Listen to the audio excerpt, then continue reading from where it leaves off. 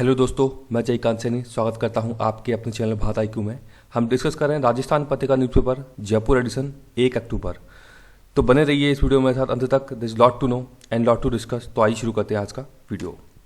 Page number 1 पर news है, ये बात की जा रही है UPSC प्री परीक्षा जो है सिविल सर्विसेज हम इसे बोलते हैं, तो उसका केस था कल, इसकी डेट थी, सुप्रीम कोर्ट में सुनवाई थी इसकी। तो वहाँ पे इसको अभी इसको खारिज कर दिया इस अपील को।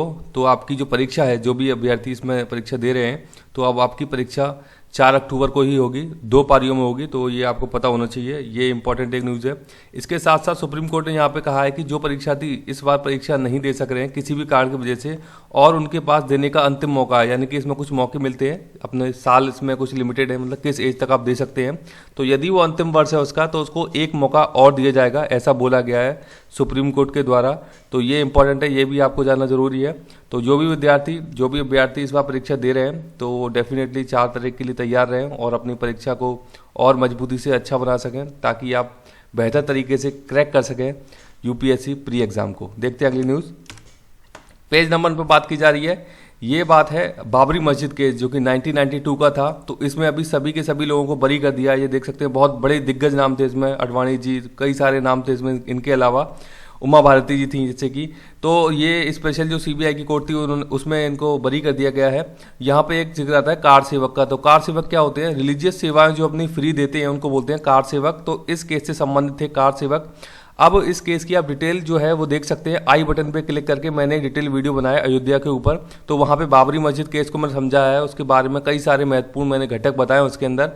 तो वहाँ पे आप इसको देख सकते हैं। तो इंपॉर्टेंट ये है कि आपको पता होना चाहिए बाबरी मस्जिद केस 1992 का था, कार सेवक आपको पता होना चाहिए किससे संबंधित है। देखते हैं आगे।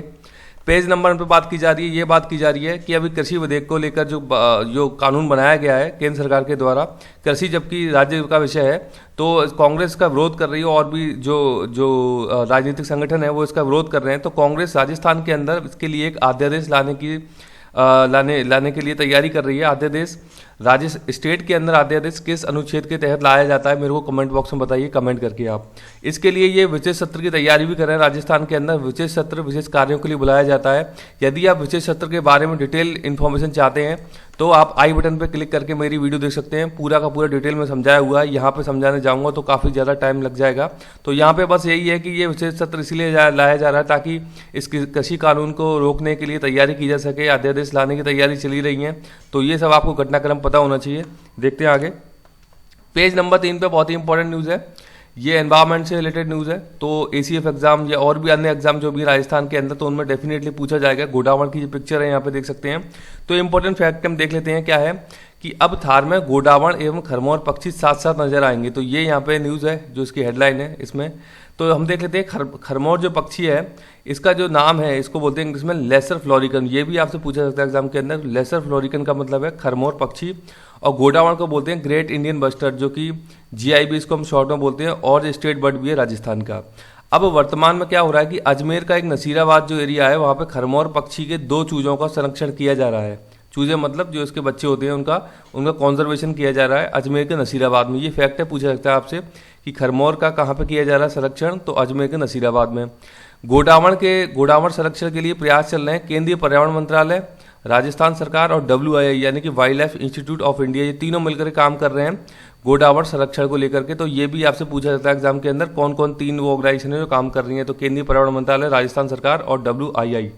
अब गोडावण के लिए कृत्रिम हैचिंग सेंटर बनाया गया है जैसलमेर के सम में। ये एक अस्थायी रूप से स्थापित किया गया है, ऐसे ये स्थायी नहीं है। ये कृत्रिम हैचिंग सेंटर क्या होता है कि यहाँ पे आर्टिफिशियल तरीके से अंडे से चूजा बाहर निकाला जाता है, उनको एक टेम्परेचर मेंटेन करना होता है वहाँ पे। तो ये है कृत्रिम हैचिंग सेंटर जो कि जैसलमेर के सम में अस्थायी रूप से स्थापित किया। किसके लिए? गोडावण के लिए। इसके अलावा रामदेवरा एनक्लोजर भी आपका कहाँ पे? जैसलमेर में। तो बस्टर्ड अंडा एकत्रीकरण यानी कि ग्रेट इंडियन बस्टर्ड, गोडावण की बात चल रही है, इसके अंडे का एकत्रीकरण होगा यहाँ पे। उसके अलावा कृत्रिम हैचिंग सेंटर निर्माण की तैयारी चल रही है रामदेवरा एनक्लोजर में। तो कृत्रिम हैचिंग सेंटर का मतलब वही है कि आप आर्टिफिशियल तरीके से किस प्रकार से अंडे से चूजा बाहर निकालते हो टेम्परेचर मेंटेन करके। तो ये है कृत्रिम हैचिंग सेंटर, और बस्टर्ड का अंडा एकत्रीकरण भी वहाँ पे होगा रामदेवरा एनक्लोजर में। सारे के सारे फैक्ट इंपॉर्टेंट है, पूछे जाते एग्जाम के अंदर, नोट कीजिएगा। पेज नंबर 8 पे बात की जा रही है, ये बात की जा रही है, एक बांध है, इसका नाम है सरजणा बांध, वल्लभ नगर उदयपुर के अंदर अवस्थित है ये बांध। तो यहाँ पे इसकी ये पिक्चर दी गई है, ये ओवरफ्लो हो रहा है वाटर। इसका जो पानी ओवरफ्लो होता है वो बेड़े से नदी में जाता है, ये थोड़ा सा आपको एक पता होना चाहिए। तो यहाँ पे इसकी न्यूज़ कवर की गई है, तो थोड़ा सा इसको याद रखिएगा। सरजणा बांध पूछा सकता है एग्जाम के अंदर। देखते हैं आगे, ये न्यूज़ है, रणथंभौर राष्ट्रीय उद्यान 1 अक्टूबर से खोल दिया गया पर्यटकों के लिए। तो रणथंभौर के बारे में मैं लगातार अपनी न्यूज़पेपर में कवर करता जा रहा हूँ, आपको कई सारे फैक्ट मैं बता चुका हूँ रणथंभौर के बारे में। तो रणथंभौर में ये बात की जा रही है, इसका मुख्य जोन जो है 1 से 5 तक के लिए, 1 से 5 तक का जोन जो है वो पर्यटकों के लिए बंद कर दिया गया था पहले, लेकिन अब इसे खोल दिया गया है 1 अक्टूबर से। तो रणथंभौर में एक्चुअली क्या है, जो टूरिस्ट हैं उनके लिए जोन में डिवाइडेड है वो 1 से 5 जोन और 6 से 10 जोन। तो 1 से 5 जोन है, इसे प्रीमियम जोन के नाम से भी जाना जाता है, क्योंकि टाइगर की साइटिंग्स बहुत अच्छी होती हैं इस जोन में। और 6 से 10 वाला थोड़ा सा बफर एरिया टाइप आता है, तो टाइगर की साइटिंग इतनी अच्छी नहीं है, हो सकती है, जंगल का ही एरिया है वो। तो ये एक बेसिक सा आइडिया है। तो कोर जोन का मतलब इसमें एक और चीज़ें आती है, कोर जोन और बफर जोन। तो कोर जोन और बफर जोन इस प्रकार से समझ सकते हैं कि अंदर का जो एरिया है, मतलब कोर एरिया है ये अंदर का, इसे हम बोलते हैं कोर जोन, और बाहरी जो एरिया है बफर जोन। यानी बफर जोन में थोड़ा सा डिस्टर्बेंस ज़्यादा होता है, इसीलिए टाइगर की साइटिंग के चांसेस कम बन जाते हैं। दिख सकता है, ऐसी बात नहीं दिख सकता है, लेकिन कोर जोन में इसकी ज़्यादा संभावना होती है दिखने की, तो इसलिए बोला जाता है कोर जोन में ज़्यादा संभावना होती है। और इसको प्रीमियम जोन भी कह दिया जाता है टूरिस्ट के लिहाज से, जो टूरिस्ट पर्यटकों के लिहाज से जिस हिसाब से जोन बांटे गए हैं, तो उसको प्रीमियम जोन भी बोल देते हैं। तो एक बेसिक आइडिया है, ये आपको थोड़ा सा होना चाहिए उसके बारे में पता। देखते हैं आगे, पेज नंबर 9 पे बात की जा रही है, अर्थव्यवस्था से संबंधित न्यूज है। ये बात की जा रही है भारत का कैड अधिक्य, कैड मतलब करेंट अकाउंट डेफिसिट चलता था पहले हमारे यहाँ, मतलब हमारे यहाँ हमेशा से ही करेंट अकाउंट, मतलब करेंट अकाउंट का संबंध है ट्रेड से, ट्रेड मतलब इंपोर्ट एक्सपोर्ट, राइट। तो वहाँ पे हमारा करेंट अकाउंट हमेशा ही डेफिसिट में रहा है, ज़्यादातर आप देखोगे डेफिसिट में रहा है। उसका कारण क्या है, सबसे बड़ा कारण क्रूड ऑयल।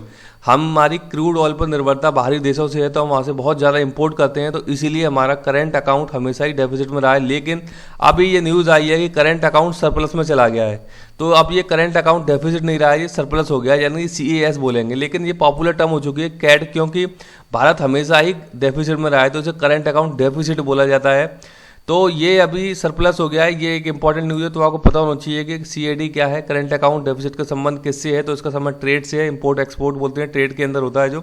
तो ये यहाँ पे न्यूज़ कवर की गई है, तो आपको पता होना चाहिए। देखते हैं आगे, पेज नंबर 10 पे बात की जा रही है, ये बात की जा रही है cruise missile, supersonic cruise missile है ब्रह्मोस, जिसका सफल परीक्षण कर दिया गया बालासोर तट उड़ीसा से। तो आपको पता होना चाहिए बालासोर तट कहाँ पे, उड़ीसा में है।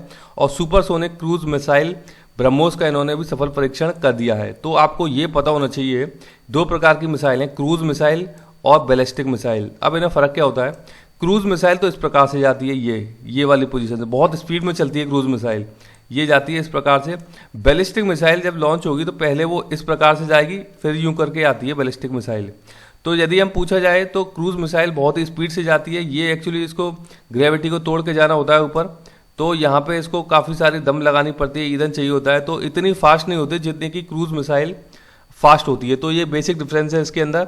और दूसरी बात ये है कि जो ब्रह्मोस मिसाइल है, ब्रह्मोस मिसाइल बनाते हैं रशिया और भारत मिलकर के, 2 देशों की टेक्नोलॉजी है। ब्रह्मोस शब्द कैसे आया है, ब्रह्म से आया है, ब्रह्मपुत्र से आया है ब्रह्म, और मॉस्कोवा नदी है रशिया की, उससे आया होश जो लिया है उन्हें। तो ब्रह्मोस शब्द बना है ब्रह्मपुत्र और मॉस्कोवा नदी, ब्रह्मपुत्र नदी है भारत के अंदर, मॉस्कोवा नदी है रशिया के अंदर, वहाँ से शब्द लिया है ब्रह्मोस। ये भी आपको पता होना चाहिए, आपको आइडिया लग जाएगा ऐसे मिसाइल की जब भी बात आएगी आगे। देखते हैं आगे, पेज नंबर 10 पे बात की जा रही है, इंटरनेशनल न्यूज़ है यहाँ पे। तो बेल्जियम एक देश है यूके यूरोपियन यूनियन के अंदर। तो बेल्जियम के अभी नए जो PM है उनका नाम है अलेक्जेंडर डिक्रू होंगे, डिक्रू, अलेक्जेंडर डिक्रू को बेल्जियम का नया PM बनाया जाएगा। बेल्जियम की राजधानी का नाम है ब्रुसेल्स, और यहाँ पे मुद्रा है यूरो। तो मैं आपको इसका मैप भी दिखा देता हूँ, अब एक देख लीजिए आप। तो ये आप देख सकते हैं, ये बेल्जियम, इसकी कैपिटल ब्रुसेल्स, यहाँ पे नॉर्थ में हो गया इसका नीदरलैंड, इससे बाउंड्री शेयर करता है। यहाँ पे जर्मनी शेयर करता है बाउंड्री, यहाँ पे लग्जमबर्ग छोटा सा कंट्री बाउंड्री शेयर करता है, और इसके साउथ में होता है पेरिस, पेरिस मतलब फ्रांस। तो फ्रांस बाउंड्री शेयर करता है इससे बेल्जियम से, राइट। अब बेल्जियम सी से कनेक्टेड कंट्री है, यानी कि ये वाला पार्ट सी का पार्ट है, ये देख सकते हैं आप। यहाँ पे इंग्लिश चैनल है, इंग्लिश चैनल आपने बहुत सुना होगा, इंग्लिश चैनल तैर के पार कर लिया किसी ने, रिकॉर्ड बनते हैं इसके। तो इंग्लिश चैनल एक एरिया है एक्चुअली, ये इस प्रकार से एक चैनल है, ठंडा एरिया होता है, तो उसको पार करना बड़ा ही टफ मामला होता है, तो इसलिए बड़ी ही इंपॉर्टेंट मानी जाती है इसको पार करना। तो इंग्लिश चैनल यूनाइटेड किंगडम और फ्रांस के बीच में होता है इंग्लिश चैनल, ये भी आपको पता होना चाहिए, पूछा जाता है एग्जाम के अंदर। इंग्लिश चैनल किन दो देशों के बीच में है, तो फ्रांस और यूके के बीच में इंग्लिश चैनल। तो आई होप इस मैप के थ्रू आपके समझ में आया होगा। देखते हैं आगे।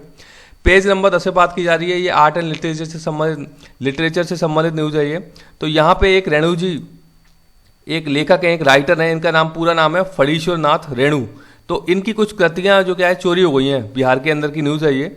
तो रेणु जी की कालियाजी रचना है जिसका नाम है मैला आंचल, ये आपको पता होना चाहिए। मैला आंचल फणीश्वर नाथ रेणु जी की मूल प्रति है, उसकी वो चोरी हो गई है, एक ये इंपॉर्टेंट न्यूज़ है। दूसरी इनकी कृति है प्रति परिकथा, प्रति परिकथा की मूल यानी कि ओरिजिनल कॉपी, यानी कि ओरिजिनल जो है वो चोरी हो गई है। प्रति परिकथा ये भी फणीश्वर नाथ की है। दूसरा है इनकी कागज की नाव, कागज की नाव इनका अधूरा उपन्यास है ये इसे कंप्लीट नहीं कर पाए थे, ये भी इनका चोरी हो गया है। तो ये इंपॉर्टेंट न्यूज़ है, पूछा जाता है एग्जाम के अंदर। ये तीनों के तीनों मैला आंचल, प्रति परिकथा, कागज की नाव, तो इनका संबंध है फणीश्वर नाथ रेणु जी से। तो इंपॉर्टेंट न्यूज़ है, इसको नोट कीजिएगा आप। ये है ये न्यूज़ है एक।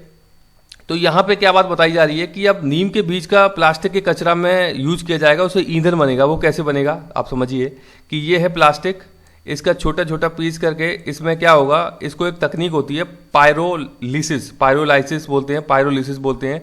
तो उसमें क्या होता है, छोटे छोटे जो प्लास्टिक के टुकड़े होते हैं इनको जलाया जाता है इसमें पायरोलाइसिस में। पायरो का मतलब है आग से संबंधित, याद रखिएगा, पायरो शब्द जब भी आए तो पायरो मतलब आग। तो यहाँ पे इनको जला दिया जाता है। पायरोलाइसिस का मतलब ये हीट पे तक ज़्यादा तापमान पर ले जाया जाता है। उसके बाद इसमें नीम के बीज जो है वो मिलाए जाएंगे, तो उसके बाद इसका लिक्विड फॉर्म में एक ईंधन बन जाएगा इसका प्लास्टिक का। तो ये यहाँ पे कुछ बात की जा रही है इसके अंदर, जो कि बेहद ही अच्छी खबर है, क्योंकि प्लास्टिक बहुत ही बड़ा आज पूरे विश्व के सामने चैलेंज बन चुका है। वेस्ट का मतलब हर जगह प्लास्टिक आपको नज़र आती है। सिंगल यूज़ प्लास्टिक को तो बैन भी कर दिया इंडिया के अंदर। ये सारे के सारे प्रयास चल रहे हैं, तो ये अच्छा कदम है, सराहनीय कदम है इस प्रकार का कि उसको रीयूज़ किया जा रहा है, एनर्जी की फॉर्म में रीयूज़ किया जा रहा है। तो ये यहाँ पे न्यूज़ कवर की गई है।